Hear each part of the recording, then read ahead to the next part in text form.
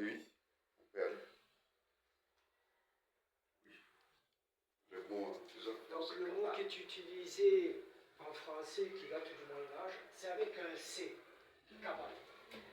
Alors que en hébreu, il s'écrit avec un Kof, Kabbalah. Et ici, c'est quand dans les évangiles, quand il dit, Yeshua parle, il dit vous ne recevez pas mes paroles. Le mot, le terme, c'est Kabbalah. Parce qu'il l'a dit en araméen. Il l'a dit en hébreu. C'est la transcription texte en grec. Les évangiles ont été écrits en grec. D'accord? Alors là, c'est une transcription phonétique. Donc vous faites le mot, vous lui faites dire ce qu'il veut. Donc ici, ils ont mis un C. D'accord? Mais en hébreu, le mot fait partie de la langue hébraïque couramment. D'ailleurs, le mot Kabbalah apparaît dans le chapitre 7 du livre de Daniel, 3 fois. Et dans des versets, attention, toute la Torah, toute la Bible repose sur ce mot, sur ce verset même. Donc, ces mots ne signifient pas la magie. Pas du tout. C'est même tout le Parce contraire. que quand on entend parler de Kabbalah, on voit une magie, la magie juive, on initie déjà à la magie, à la sorcellerie, au fétichisme, au rituel juif. Et c'est là que nous voyons. Il y a une confusion. Il y a une confusion ici. Le talit, vous allez m'expliquer le talit. Pourquoi il y a certains rituels, c'est par rapport, voilà. Si je me rappelle bien, je peux les situer. Bon, les talit, parfois les autres, on ne veut pas avec ceci. Tout ça, les gens ont traité de ça comme Écoutez, Kabbalah juif, c'est magie. je vais vous dire quelque chose.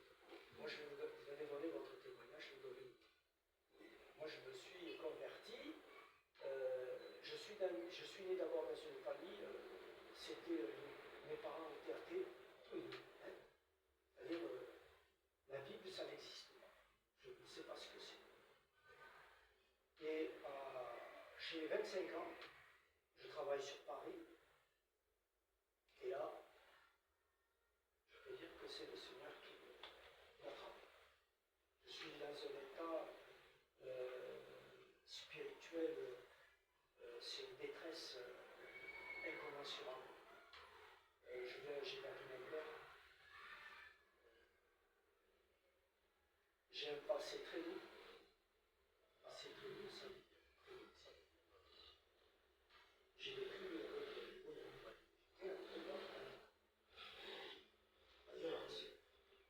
donc ici c'est très lourd, c'est même ingérable. C'est même. Il n'y a pas de. Si tu n'aimes pas, c'est ici. Donc ici, le Seigneur m'a trouvé. Il y a eu 26 ans. Voilà. Donc, je suis entré chez les évangéliques pentecôtistes. 20 ans de pentecôtisme chez eux. Donc je peux parler, je sais de quoi je parle. Et c'est même un miracle, je vous dis un miracle. Si j'en suis sorti, parce que normalement, vous ne sortez pas de chez vous. Vous êtes condamné. Il vous tue. Il vous tue par la parole, il vous tue par... Qui? Les évangéliques pentecôtistes. Donc j'ai vu, et j'ai été témoin de beaucoup de choses. Donc je connais leurs doctrines, au moindre détail, je sais tout, je sais tout, où ils vont, qu'est-ce qu'ils font, avec qui ils discutent, je sais tout. Et tout seul, Hachem m'a conduit en autodidacte, tout seul, j'ai dit tout seul, à faire des recherches. Alors que je ne suis pas, moi j'ai pas de pouvoir, je ne suis pas un intellectuel, je suis un manuel, je vais SAP de maçonnerie, je suis un manuel. Mais le Seigneur m'a... C'est-à-dire... Doucement, il m'a éduqué, il m'a transformé. Et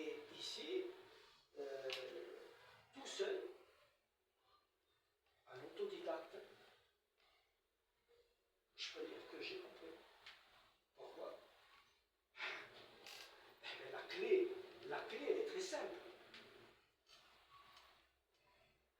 Personne n'a le monopole de la Bible. Et celui qui dit qu'il a le monopole, je vous dis, il est déjà en danger. La Torah, la Bible n'appartient à personne. Si ce n'est qu'à Hachem, c'est-à-dire le roi, le maître. Et Jésus, Yeshua, lui qui est venu, il est venu faire connaître ce nom de 4 lettres. Yod et Vav et. Mais quel est ce nom? Eh bien ce nom, il n'est pas foué.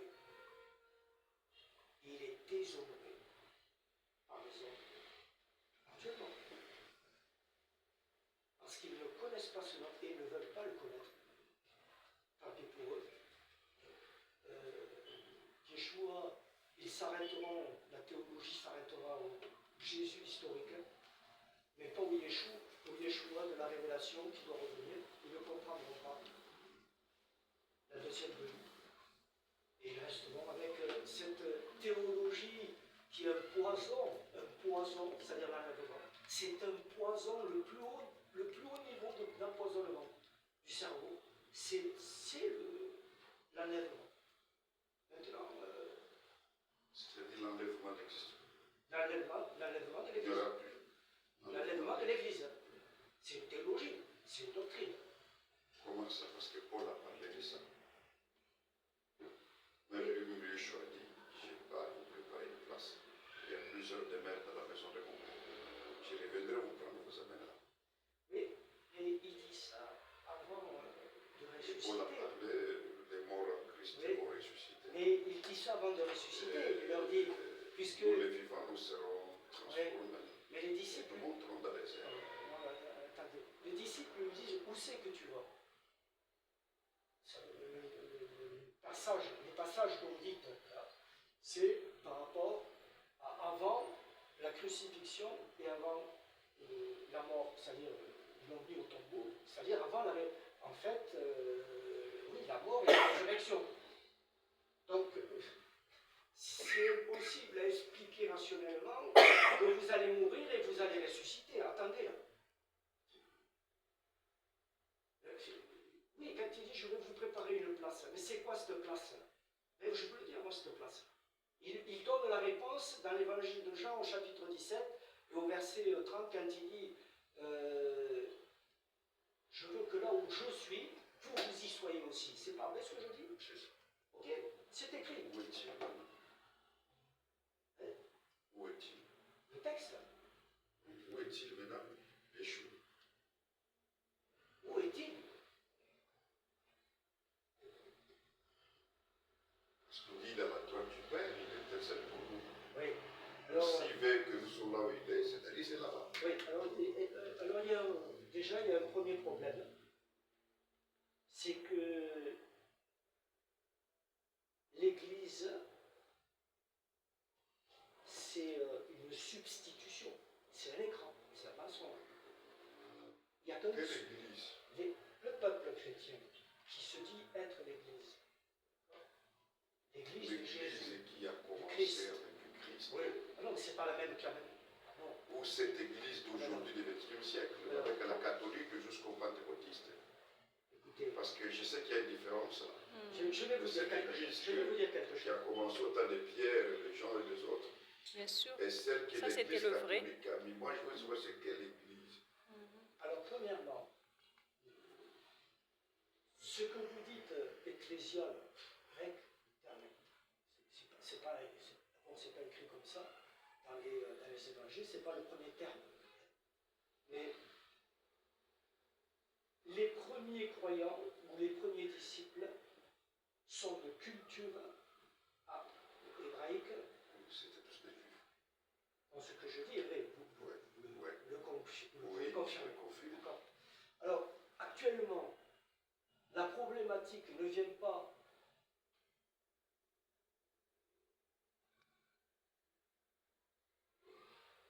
en fait, c'est difficile à expliquer.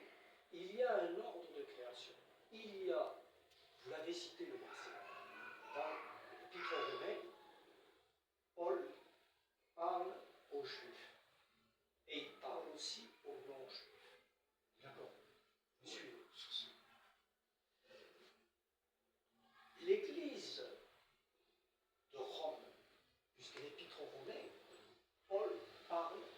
écrit pour l'église de Rome. D'accord. Ici, l'église de Rome a été construite au départ, et d'ailleurs toutes les ecclésias, par des Hébreux, des Juifs, dans les synagogues. C'est pas moi qui le dis. C'est l'apôtre Paul, il dit par honneur pour mes pères et pour la tradition, là où j'annonce la Bessora, c'est-à-dire la bonne nouvelle, je l'annonce en premier à la synagogue chez les Juifs. C'est écrit. Oui. D'accord. Donc ici, ça c'est la base, c'est le théorie. Donc dans l'Épître aux Romains, il parle ici aux Juifs, aux premiers croyants qui sont hébreux, mais qui vont, les non-juifs vont arriver, vont se greffer, vont arriver. Et dans le chapitre 11 de l'Épître aux Romains, ici, il parle aux non-juifs en leur disant que, regardez, parce qu'il prophétise en fait sur le futur de cette Église. Mais qu'est-ce que c'est le futur de cette Église? Mais d'abord, c'est son histoire, c'est-à-dire le catholicisme. Et là, on revient, on bascule sur les 7 églises du livre de l'Apocalypse, puisque les 7 églises du livre de l'Apocalypse, c'est l'état de déchéance de l'Église. Et dans le chapitre 3, et à la 7e église, à l'église de la Odyssée, il lui dit, je te conseille d'acheter du collyre, parce que tu es aveugle et nu. Mais pourquoi il dit ça? Et pourquoi il dit, je suis le principe réchit de la création? C'est pas moi qui le dis, c'est écrit. C'est des termes, c'est pas des termes inventés par le grec, c'est de l'hébreu. Alors si vous ne connaissez pas l'hébreu, vous l'avez bien. Ça ne concerne pas. C'est culturel. Vous comprenez ce que je veux dire? Si. Vous ne pouvez pas comprendre le bara réchit. Je suis ami le principe de la création. C'est pas moi qui le dis. C'est lui, Yeshua, qui parle à Jean dans la révélation. Vous voyez ce que je veux dire? Et il le dit à la 7e église. Il lui dit, tu es aveugle et nu. Et bien c'est l'état actuel. C'est pas moi qui le dis. C'est une réalité. Ils sont aveugles et nus. Ah, ils ont de la bouche, hein? Ah, ben oui. Il y a ici... mais il faut revenir dans le chapitre 13 du livre de l'Apocalypse où il est dit, mais nous voyons la bête qui est faite comme un mouton, mais qui parle comme un dragon.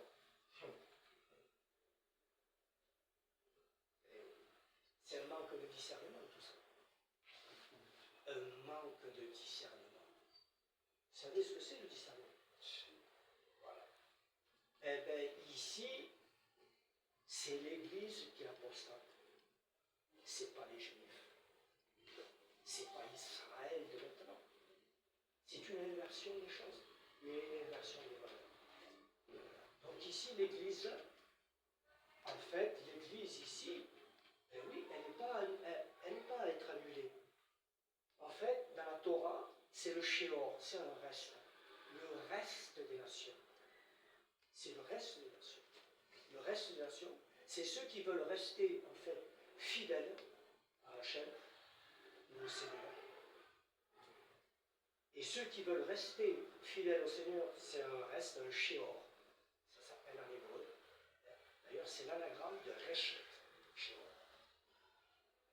Et ici, ceux qui prennent ce statut, c'est-à-dire un reste des nations, reconnaissent le peuple, le véritable peuple, c'est-à-dire le peuple d'Israël. Vous voyez?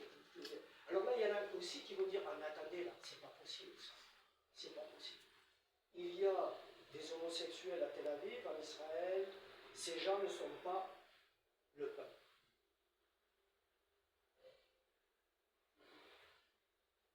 Relisez le texte de Paul, de l'Épître aux Romains, et il dit au chapitre 9, au chapitre 10 et au chapitre 11, il dit, tout Israël sera sauvé. Il dit ça. Il ne dit pas un petit. Qu'est-ce que ça veut dire? Le petit sera balayé à chaque fois. Il va nettoyer le Seigneur. C'est-à-dire il va le couper. C'est ce qui s'est passé le 7 octobre. Hachem a coupé ces gens-là. C'est des juifs, hein? Ils sont de là-bas.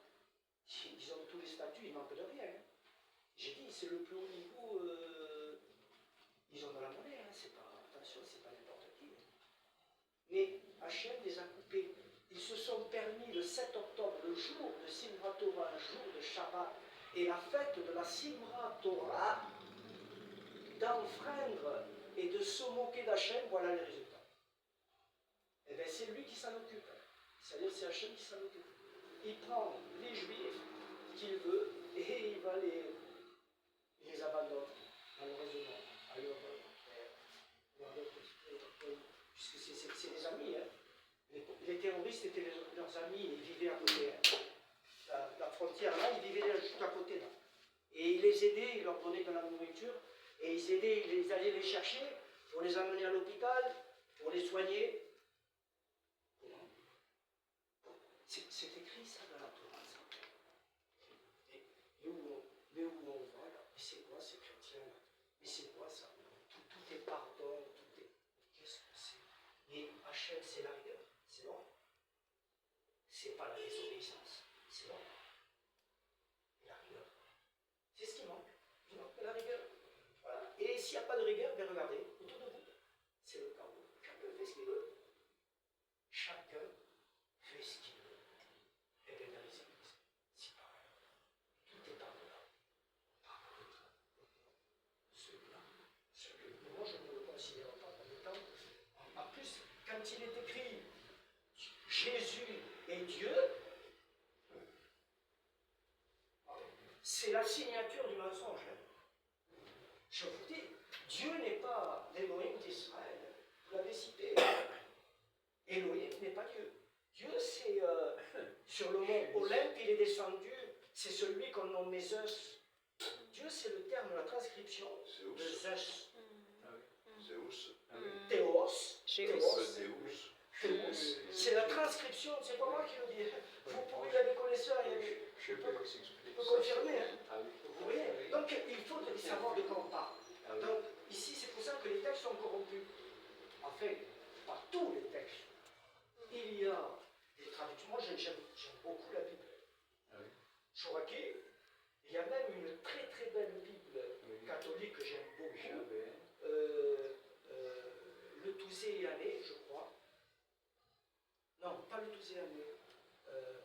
Il y a une Bible catholique qui est très très bien traduite. Mais la seconde, Top.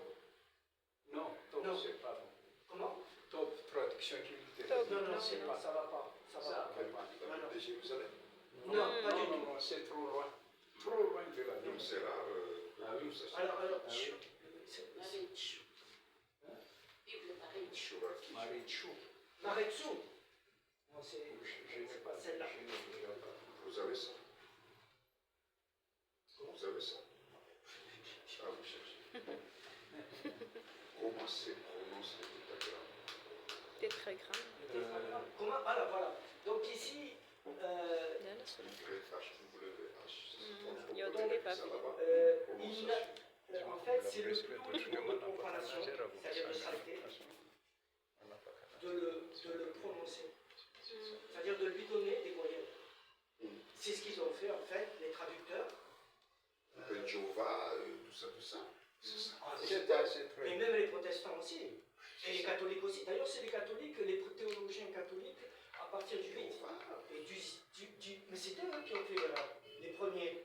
Les témoins de Jéhovah ne font que suivre, ils sont à la fin de la queue. Hein. Mais à la tête, c'est les théologiens catholiques et protestants. Et protestants aussi, hein. Tous les deux. Hein. Donc ils ont dit, les protestants, Yahvé.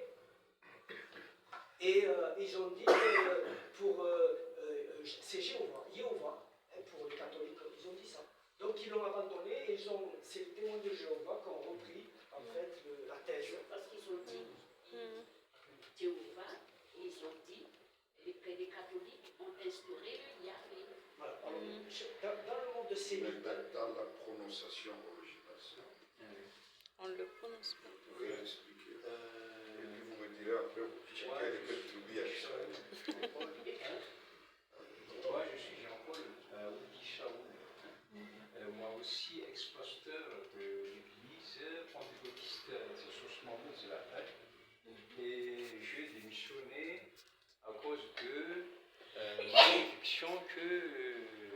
c'est pas bon, c'est pas dans une bonne route. Donc, je vous explique un peu comment Dieu n'est pas le nom de créateur ou l'appellation de la créateur.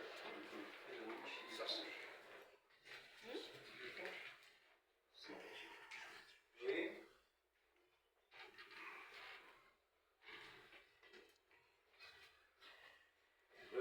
dans la prophétie, on a besoin toujours de connaître la prophétie biblique. Parce que dans la prophétie qui dit alors le détail de l'histoire de l'Église, le problème de l'Église dans tous les temps, dans tous les temps, dans tous les temps.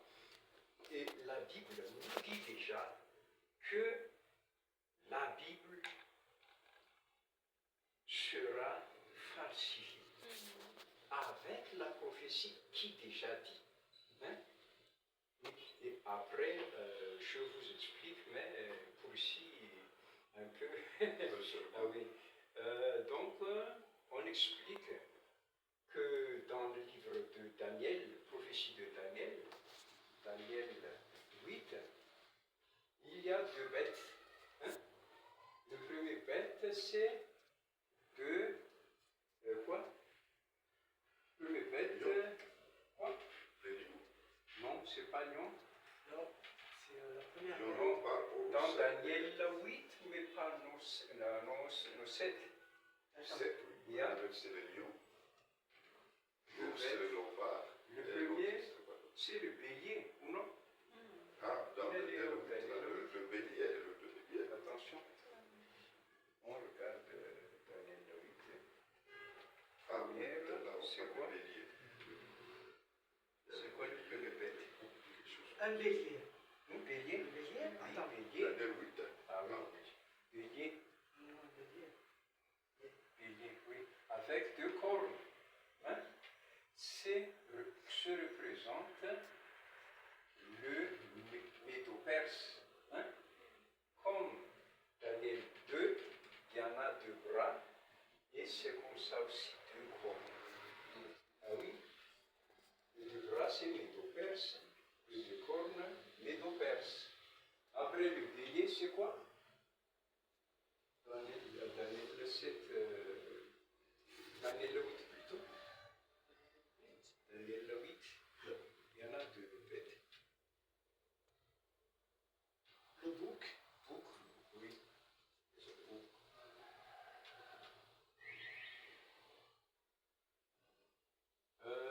Cette bête-là, au premier temps, il y en a un corps ici. Hein? Et après, ça s'est coupé et remplacé par quatre corps. Oui. Et dans une des quatre corps, hein, il y en a aussi une petite corne. Et cette petite corne-là se représente le roi grec, hein, qui s'appelle Antiochus Épiphanes. Antiochus Épiphanes. Oui, et ce roi-là, c'est il combattre avec l'Église de l'Éternel. Hein? Ça fait l'Église juive après la prophétie. Il combattre avec des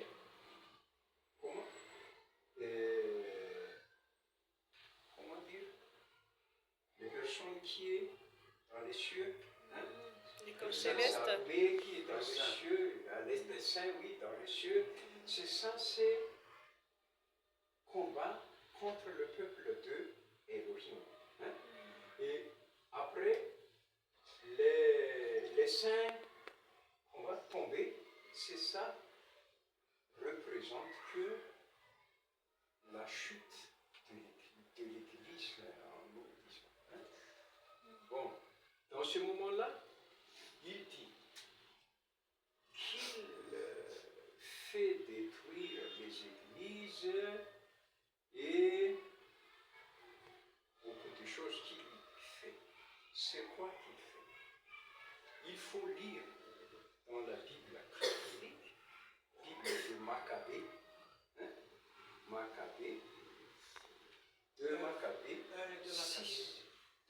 des 6. Hein? Dans ce livre-là, hein, c'est déjà dans oui,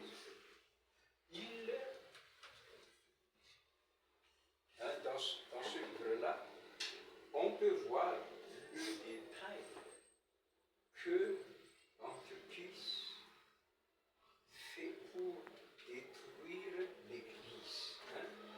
Et un de,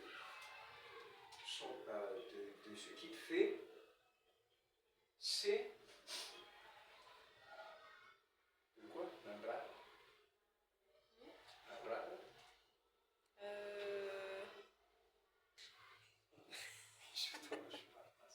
Mangiare,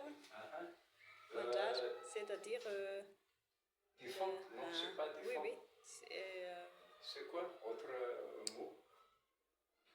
Interdire. Voilà, Interdire. c'est ça, interdire. Hein? Interdire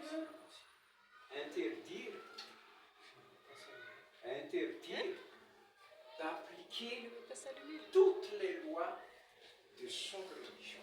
Tu peux les faire mon nom quand... Cela veut dire que, premièrement, la loi, totalement avec lui. Hein? Deuxièmement, il remplace les choses qu'on adore.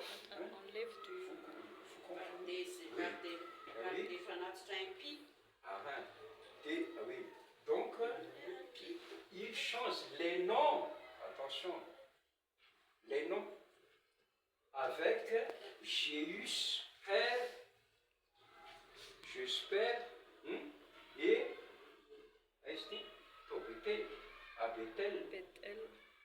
Bethel, et Jésus, de Jésus, il ne lui pas réveillé.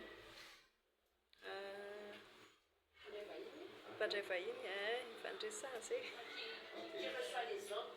Ah oui, qui reçoit les autres. Oui, Les autres. En un autre lieu là. Donc, d'après Antiochus, il entraîne deux divinités qui portent le nom Jésus. Deux divinités qui portent le nom Jésus. L'une ou l'un, j'espère. Et le deuxième, c'est le Jésus, son fils. J'espère et je suis. Jésus. Hein? Bon, d'après cela, donc, on va plus loin pour découvrir quelque chose. Le prophétie de Daniel pour l'Antiochus, c'est l'exemple ou le matrice